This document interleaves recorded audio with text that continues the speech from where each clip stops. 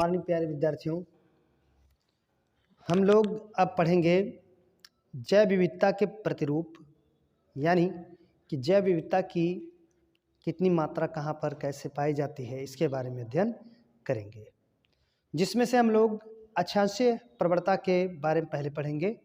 अक्षांशीय प्रवणता यानी कि पृथ्वी पर जो काल्पनिक रेखाएं खींची गई हैं, जिसे हम भूमध्य रेखा, कर्क रेखा, मकर रेखा आदि नाम से बोलते हैं, उनके क्राइटेरिया में पाए गए जो जीवधारी हैं, ध्रुवों की तरफ बढ़ने पर या ध्रुवों की तरफ से भूमध्य की तरफ आने पर संख्या पर, जीव जातियों की संख्या पर क्या प्रभाव पड़ता है, यही होगा अक्षांशीय प्रवणता। ठीक, जैसा कि आप लोग इतना ज्योग्राफी तो जानते ही होंगे कि मान लिया पृथ्वी है, मान लिया यह है पृथ्वी है, अब पृथ्वी का यह भूमध्य रेखा है। ठीक है, पृथ्वी का यह भूमध्य रेखा है और भूमध्य रेखा के दक्षिणी और उत्तरी दोनों तरफ जो रेखाएं होती हैं वो अक्षांशीय रेखाएं हैं।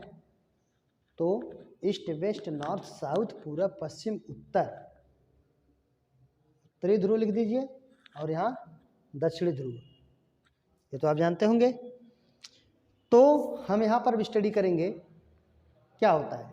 भूमध्य रेखा के 23.5 अंश की तरफ एक रेखा होती है, 23.5 अंश पर एक रेखा होती है, 23.5 अंश पर एक रेखा होती है, जिसे हम कर्क रेखा कहते हैं। क्या कहते हैं? कर्क रेखा। और भूमध्य रेखा से उत्तरी ध्रुव की तरफ जो है एक कर्क रेखा होती है, 23.5 अंश, एक रेखा होती है 23.5 अंश पर, जिसे हम कर्क रेखा कहते हैं। ठीक उसी प्रकार से 23.5 अंश नीचे की ओर यानी दक्षिणी ध्रुव की ओर एक और रेखा होती है, जिसे हम कह सकते हैं मकर रेखा। मकर रेखा। और जो सबसे पहले मैंने बताया वो क्या है? भूमध्य रेखा। भूमध्य रेखा, ये तो आप जानते होंगे। अब आप कल्पना करिए, यहाँ से कर्क रेखा और मकर रेखा का जो यह इतना एरिया है, यह कहलाता है उष्णकटिबंधीय प्रदेश। उष्णकटिबंधीय प्रदेश। ठीक, और इसके बाद शीतोष्ण कटिबंधीय प्रदेश शुरू होते हैं। शीतोष्ण कटिबंधीय प्रदेश, और यहाँ पर भी वही चीज, शीतोष्ण कटिबंधीय प्रदेश।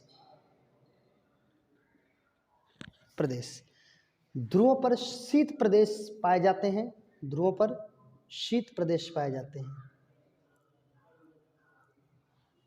यहाँ पर भी शीत प्रदेश, ये तो आप जानते होंगे। अगर नहीं जानते हैं तो थोड़ा इंट्रोडक्शन यहाँ जान लेना जरूरी था, तभी हम समझ पाएंगे कि अक्षांशीय प्रवणता क्या है। ठीक, अक्षांशीय प्रवणता में अगर हम गौर से देखें तो सपोज कीजिए कि ये सन है। ये क्या है? ये सन है। मान लीजिए सन है, सूर्य, जिसका प्रकाश हमारे अर्थ पर पड़ता है। ठीक, हमारे अर्थ पर पड़ता है। तो आप कल्पना कर सकते हैं कि उष्णकटिबंधीय प्रदेश पर सबसे अधिक प्रकाश ऊर्जा पड़ता है, यानी प्रकाश पड़ता है। ठीक है, उष्णकटिबंधीय क्षेत्रों में सबसे अधिक सौर ऊर्जा इस्तेमाल की जाती है। ध्यान सुनेंगे, बहुत इंपॉर्टेंट बात बोल रहा हूँ कि उष्णकटिबंधीय प्रदेशों में सबसे अधिक सौर ऊर्जा का उपयोग होता है। इसीलिए उष्णकटिबंधीय प्रदेशों में, क्षेत्रों में सबसे अधिक जैव विविधता पाई जाती है। जैव विविधता का मतलब हुआ जीव जातियों की बहुत अधिक संख्या का पाया जाना। ठीक, क्योंकि सौर ऊर्जा के भरपूर उपयोग से यहाँ पर उत्पादक उपभोक्ता उस ऊर्जा का यूज करके अपनी संख्या को डेवलप कर लेते हैं, और बहुत प्रकार की जातियाँ जो रहती हैं प्राकृतिक रूप से वह नष्ट नहीं होने पाती और विलुप्त तो होने नहीं पाती। ठीक, तो हम लोगों ने क्या देखा कि उष्णकटिबंधीय प्रदेश में सबसे अधिक, और जैसे ही हम उष्णकटिबंधीय प्रदेश से शीतोष्ण और शीत की तरफ बढ़ते हैं, जीव जातियों की संख्या घटती जाती है, यानी जैव विविधता घटती जाती है। तो आप कल्पना कर सकते हैं कि इसका मतलब बिल्कुल भूमध्य रेखा पर, यानी कि बिल्कुल भूमध्य रेखा पर सबसे अधिक जैव विविधता पाई जाती है। एक बार फिर से सुने, भूमध्य रेखा पर सबसे अधिक जैव विविधता पाई जाती है। और भूमध्य रेखा से हम जैसे जैसे ध्रुवों की ओर बढ़ते हैं, भूमध्य रेखा से हम जैसे जैसे ध्रुवों की ओर बढ़ते हैं, जैव विविधता घटती जाती है, घटती जाती है। भूमध्य रेखा से हम जैसे जैसे ध्रुवों की ओर बढ़ते हैं, जैव विविधता घटती जाती है। ठीक है। और उल्टा कहें तो ध्रुवों से जब हम भूमध्य रेखा की ओर बढ़ते हैं तो जैव विविधता बढ़ती जाती है, जैव विविधता बढ़ती जाती है। ध्रुवों से अगर हम भूमध्य रेखा की तरफ बढ़ें तो जैव विविधता बढ़ती जाती है।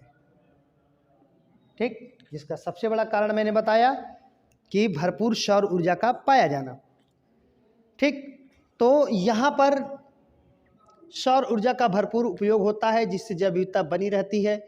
और उसके बाद उसके ऊपर हम देख रहे हैं कि यहाँ पर अगर हम देखें तो सौर ऊर्जा की कम मात्रा यहाँ पर पड़ रही है, यानी कि शीतोष्ण कटिबंधीय प्रदेश में भरपूर सौर ऊर्जा नहीं मिल पाती, इसलिए यहाँ पर इसकी तुलना में कुछ जैव विविधता कम हो जाती है। तथा उष्ण शीत कटिबंधीय प्रदेशों में यानी ध्रुवों पर, चाहे उत्तरी ध्रुव या दक्षिणी ध्रुव हो, दोनों ध्रुवों पर लगातार जो है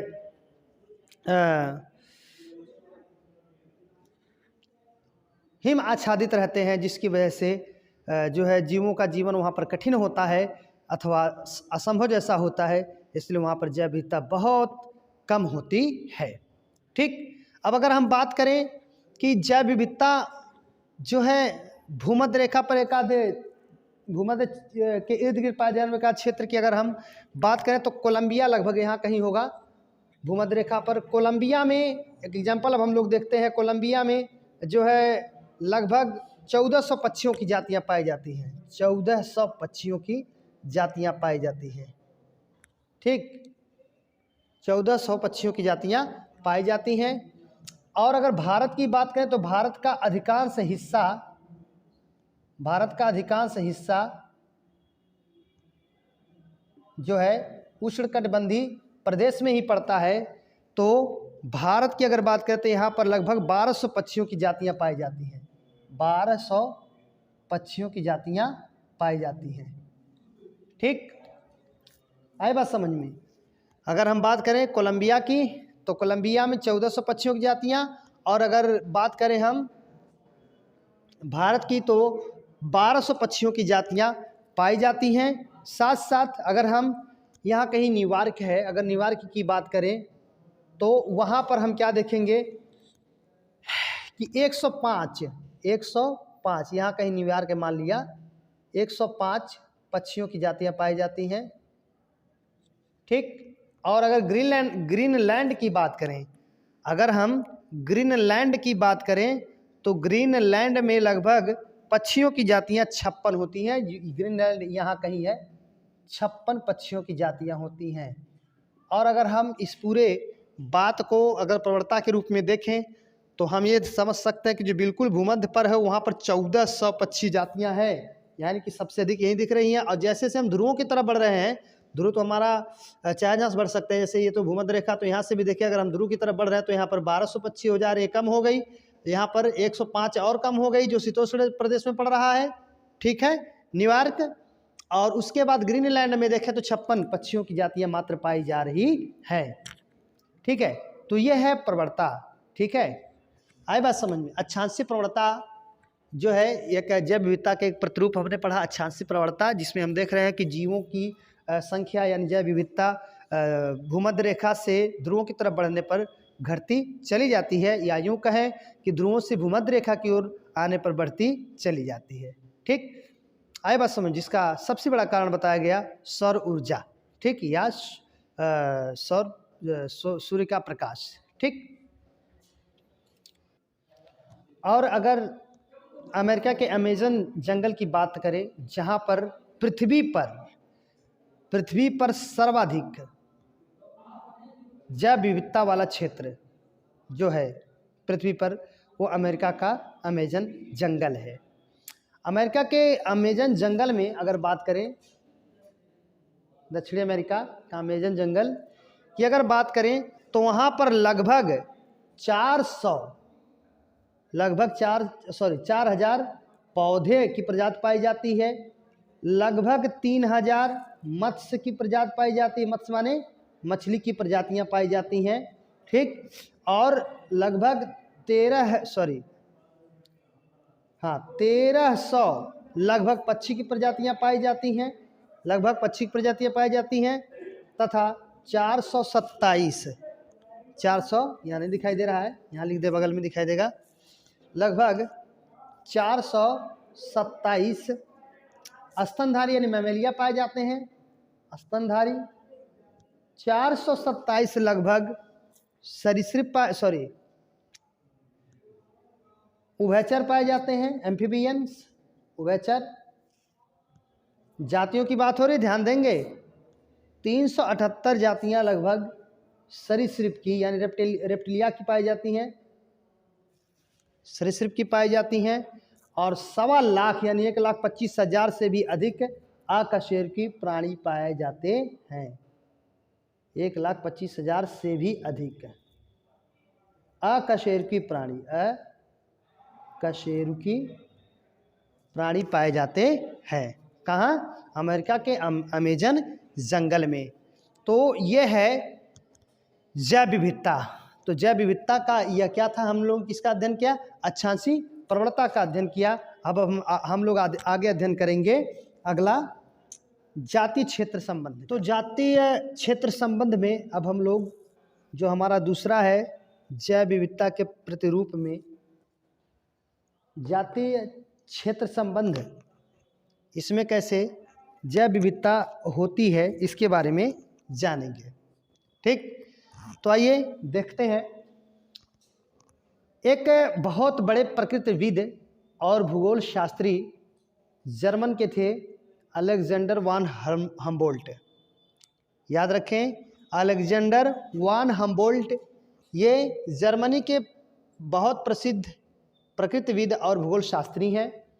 इन्होंने जातीय क्षेत्र संबंध बताया, यानी इनका ये कहना था कि किसी क्षेत्र में जीव जातियों की संख्या जो होती है, अगर उस क्षेत्र को बढ़ाया जाए तो जीव जातियों की संख्या भी बढ़ती जाती है।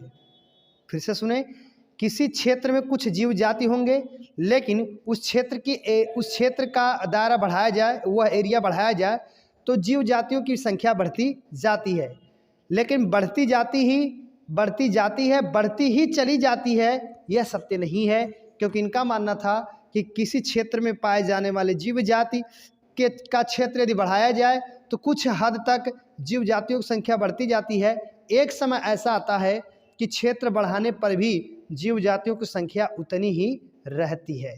हेडिंग से स्पष्ट है, जातीय क्षेत्र संबंध यानी जीव जातियों का क्षेत्र से क्या संबंध है। तो इसे हम जो है क्या कहते हैं, इस ग्राफ में भी हम देखेंगे।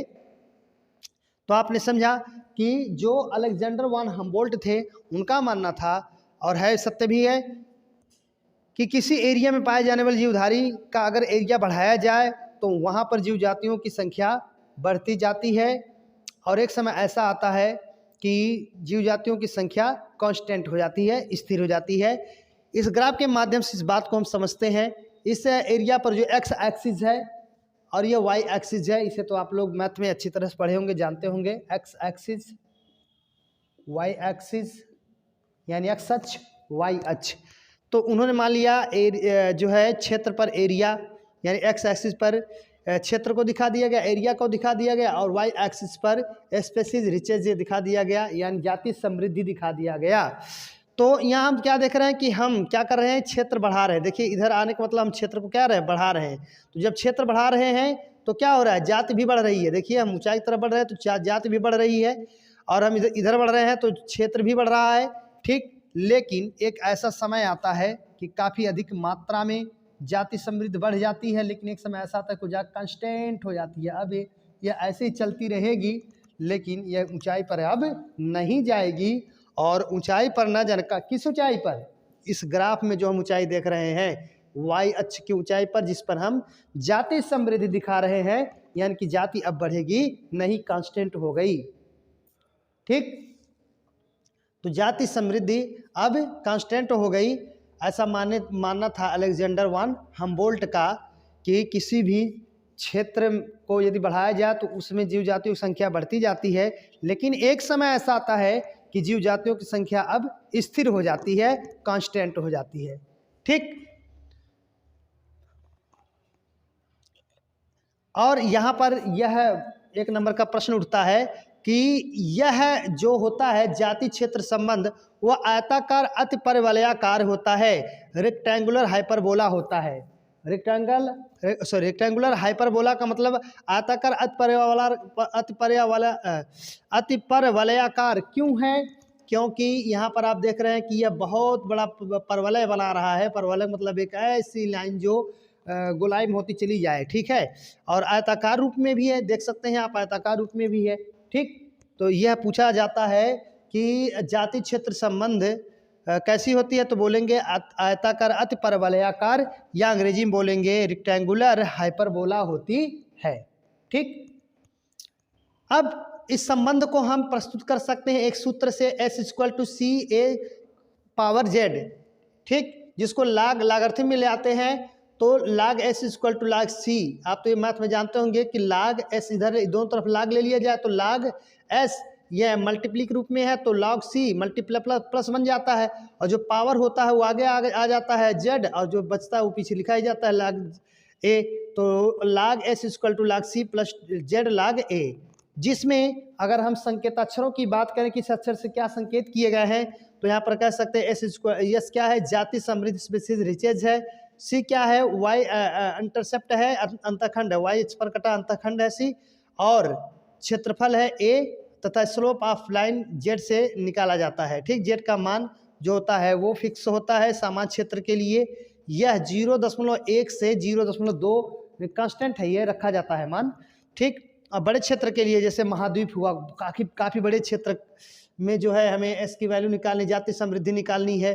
ठीक है, तो क्या करते हैं, वहाँ के लिए 0.6 से 1.25 होता है, ये फार्मूला है। तो ये बहुत इंपॉर्टेंट चीज़ें आज आपको पढ़ाई गई इस वीडियो में जैव विविधता के प्रतिरूप में, जिसे आप लोग अच्छे से स्टडी कर लीजिए।